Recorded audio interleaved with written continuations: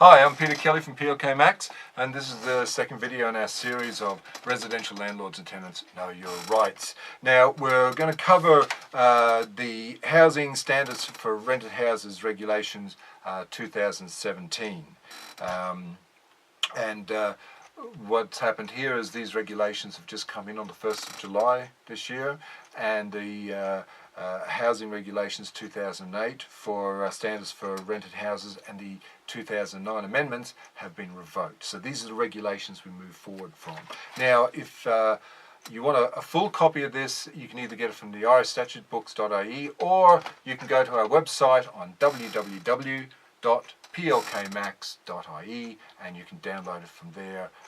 It's the page where it says Landlords and Tenant Free Clinic. Just go to that section of the page and you'll be able to download it, and you can look at any other videos we've made as well.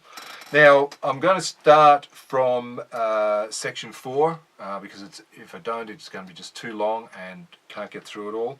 So here we go. It's structural condition, which is very important.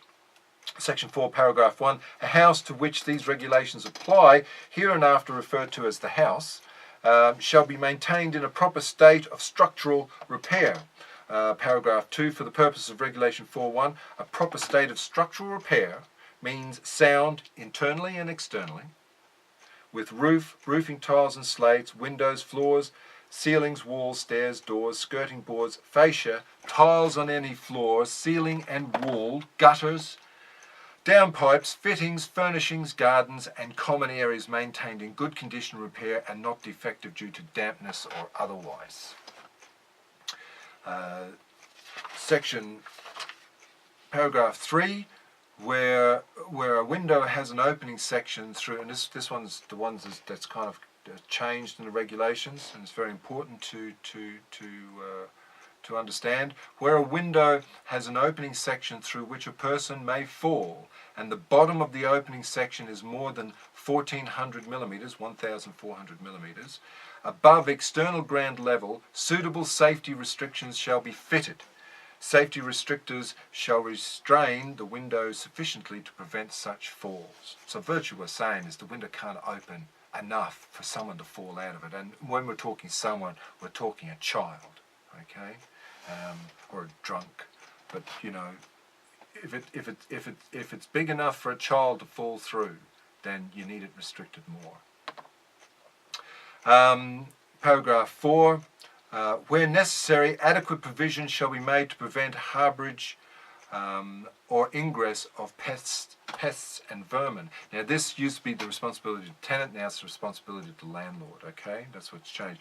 Sanitary facilities, section 5, paragraph 1. There shall be provided within the same inhabitable area of the house for the exclusive use of the house, subsection A, a water closet with dedicated wash-hand basin, adequate thereto with a continuous supply of cold water and a facility for the pipe supply of hot water, and a fixed bath or shower with continuous supply of cold water and a facility for the pipe supply of hot water. Paragraph 2, the requirements of Regulation 5.1 shall be maintained in a safe condition and good working order, have safe and effective means of drainage, be properly insulated, have minimum capacity requirements for hot and cold water storage facilities, and be provided in a room separated from other rooms by a wall and a door and containing separate ventilation. Heating facilities, section 6, paragraph 1. Every room used or intended for use by the tenant of the house as a habitable room, and any bathroom or shower room shall contain a permanently fixed heat emitter, heat distribution system, or heat producing appliance capable of providing effective heating. Paragraph 2 of section 6. Every room referred to in Regulation 6.1 shall contain suitable and adequate facilities for the safe and effective removal of fumes and other products of combustion to the external air where a heat-producing appliance is used. Paragraph 6. A heat-producing appliance referred to in Regulation 6.1c shall be so installed that there is an adequate supply of air to it for combustion to prevent overheating and for the efficient working of any flue pipe or chimney serving the appliance. Paragraph 4, the operation of any heat emitter, heat distribution system or heat producing appliance as referred to in Regulation 6.1 shall be capable of being independently managed by the tenant. Okay, paragraph 5, all appliances under Regulation 6.1 shall be maintained in a safe condition and in good working order and good repair. Get your appliances serviced regularly. Okay. Paragraph 6, each house shall contain, where necessary, suitably locked devices for the detection and alarm of carbon monoxide. Carbon monoxide detectors, so very important. Even if it wasn't here in the regulation, is just go out and get them. They're very cheap, a few bucks. Go down to Woodies or B&Q or whatever hardware shop that you have locally that's got them, and install them. The more the merrier, as they say. Food preparation and storage and laundry. Section 7, paragraph 1. Notwithstanding paragraph 4, paragraphs 2 and 3 shall not apply where a house is let or available for letting by a housing authority under the Housing Act 1966 to 2014 or by a housing body approved under Section 6 of the Housing Miscellaneous Provisions Act 1992. Paragraph 2, subject to paragraph 1, there shall be provided within the same habitable area of the house for the exclusive use of the house. So for everyone else that's renting a house out, this is what applies to you. A 4-ringed hob with oven and grill. B, suitable facilities for the effective and safe removal of fumes to the external air by means of a cooker hood or extractor fan. C, fridge and freezer or fridge freezer. D, microwave oven. E, sink with a piped supply of potable water, cold water, taken direct from the service pipe supplying the water from the public main or other sources to the building containing the house, and a facility for the piped supply of hot water and adequate draining area.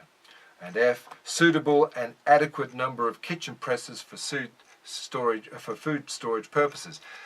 You know, people would say, what's an adequate number of food storage areas? Cabinets in the kitchen.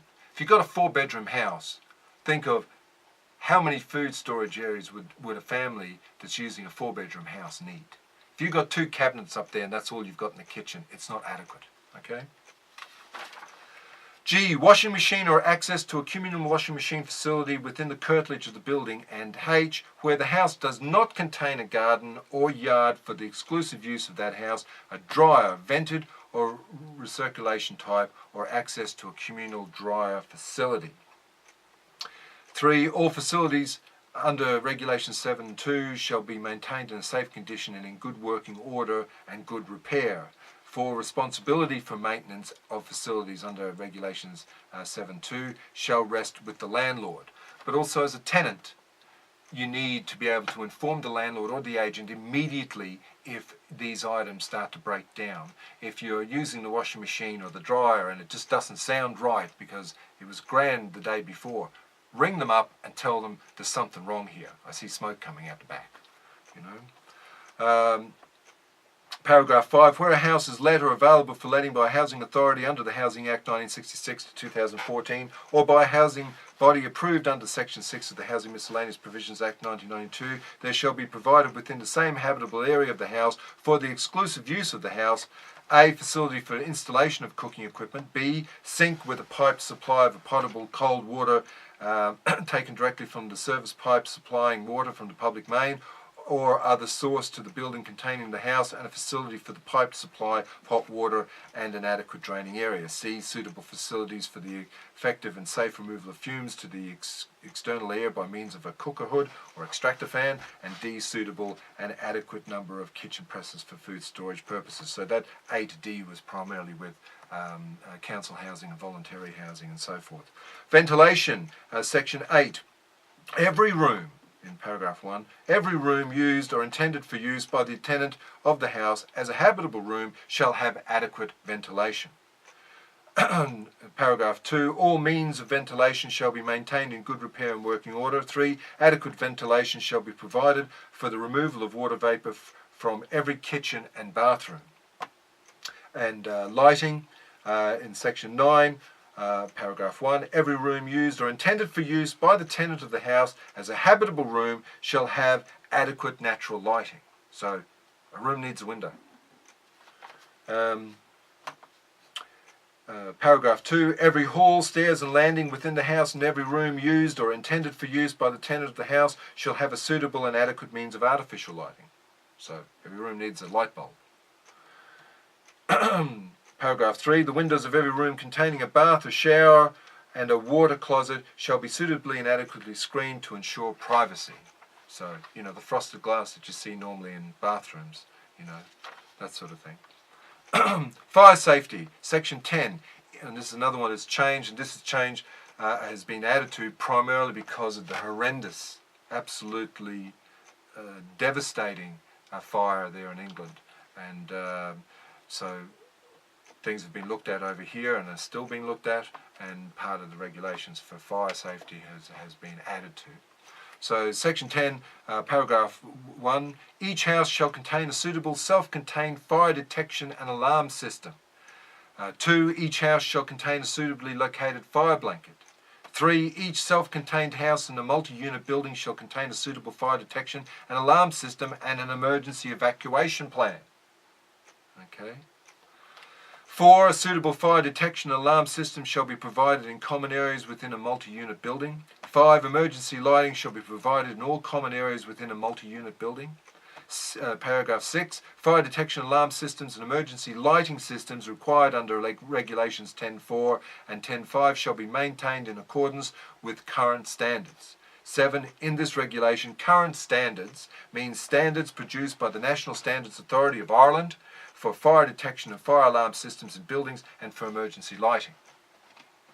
Multi-unit buildings means a building that contains 2 or more houses that share a common access. Refuge facilities, section 11. The house shall have access to suitable and adequate pest and vermin-proof refuge storage facilities. Now under gas, oil and electricity installations, section 12. Installations for the supply of gas, oil and electricity, including piped work, storage facilities and electrical distribution boxes shall be maintained in good repair and safe working order.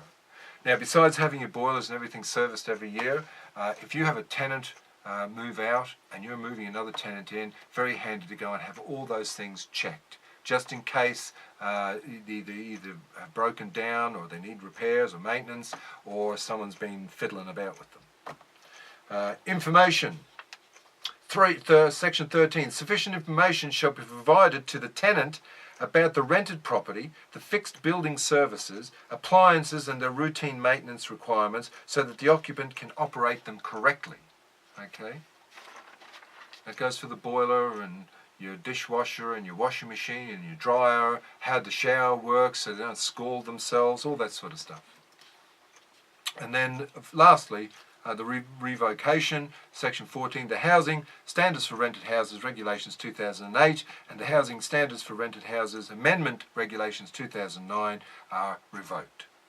So I hope that was informative for you. As I said, you can get a full copy of this either off the irishstatutebooks.ie or from our website, which will be at the bottom here, www.plkmax.ie. So that's it for me. Until next time, we'll talk soon.